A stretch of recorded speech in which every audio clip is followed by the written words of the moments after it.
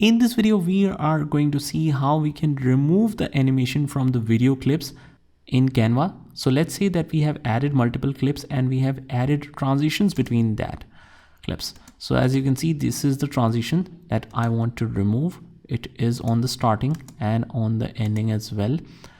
If you want to remove it, here's how you can easily do it. First of all, if you select both of the clips and go to this animate option on the top, you will not see any option to remove it or set it to none here.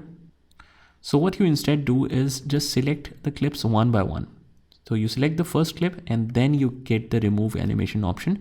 You remove it from here and then move to the next one. You remove it from here separately. So that is how you can remove the transitions completely from your video clips in Canva. I hope you found this video helpful, and if you did, hit the like button and subscribe to our channel, and I will see you in the next one.